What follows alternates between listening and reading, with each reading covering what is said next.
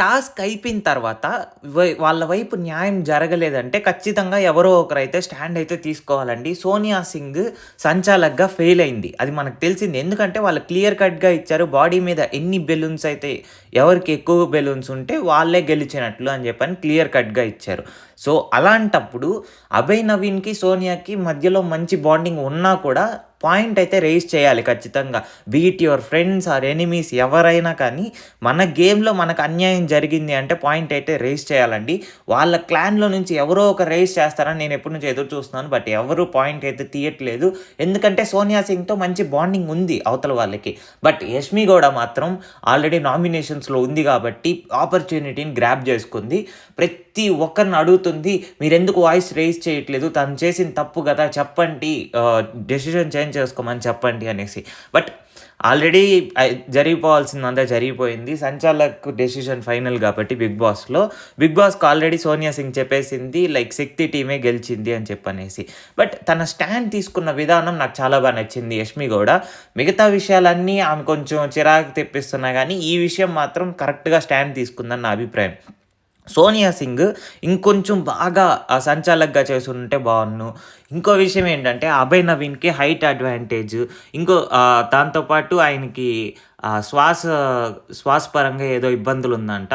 So, అలాంటి పరిస్థితి ఉండేటప్పుడు ఇంత ఇంపార్టెంట్ టాస్క్‌లో ఆయన్ని కాకుండా ఇంకెవరినైనా పంపించుంటే బాగున్ను అని నా ఉద్దేశం అండి.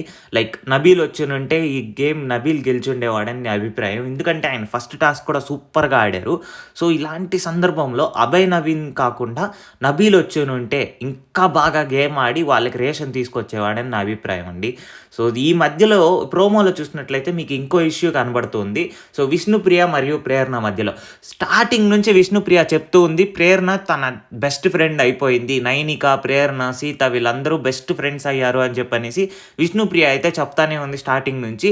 బట్ ఎందుకు ఇప్పుడు వాళ్ళకి ఈ సమస్య ఎందుకొచ్చిందంటే మీరు గమనించినట్లయితే నామినేషన్స్‌లో ప్రేరణని నామినేట్ చేయడం వల్ల ప్రేరణని విష్ణుప్రియ నామినేట్ చేసింది. సో, దీనివల్ల వాళ్ళిద్దరి మధ్య విభేదాలైతే వచ్చాయండి. విభేదాలొస్తే ఓకే. దాన్ని మనం ఏం చేయలేం. ఎందుకంటే నామినేషన్స్ టైంలో ఆటోమేటిక్‌గా ఇలా అంతా జరుగుతా ఉంటది. బట్ ఆమె ఫుడ్డు సర్వ్ చేసే విధానం కానీ, ఇసిరి కొడుతున్నట్టు ఏదో బిచ్చగాళ్ళకేస్తున్నట్టు ఏస్తుందంట. ఆ విషయము పర్సనల్‌గా తీసుకోలేకపోతుంది విష్ణుప్రియ. దానికి చాలా ఎమోషనల్ అయిపోయింది. బట్ హౌఎవర్ సార్టింగ్ ప్రాసెస్‌లో మీరు గమనించినట్లయితే ప్రేరణ ఈ మధ్య చాలా వింతగా బిహేవ్ చేస్తుందండి. చాలా చిరాకు తెప్పిస్తుంది. మణికంఠ కూడా నార్మల్‌గా వాళ్ళిద్దరి మధ్యలో కాన్వర్సేషన్ బిల్డ్ చేయడానికి, సపోర్ట్ చేయడానికి అయితే వెళ్తూ ఉన్నాడు. చాలా చిరాకుగా ఏపే అసలు మాటలు కూడా వదిలేస్తాను టాస్క్ టైంలో కూడా. సో, దీన్ని కొంచెం కంట్రోల్‌లో పెట్టుకోవాలని చెప్పనేసి ప్రేరణకైతే చెప్పడం జరుగుతుంది. మరి మరిన్ని బిగ్ బాస్ అప్డేట్స్ కోసం మన ఛానెల్‌ని అయితే సబ్స్క్రైబ్ చేసుకోండి. Subscribe to Telugu టాక్సూ.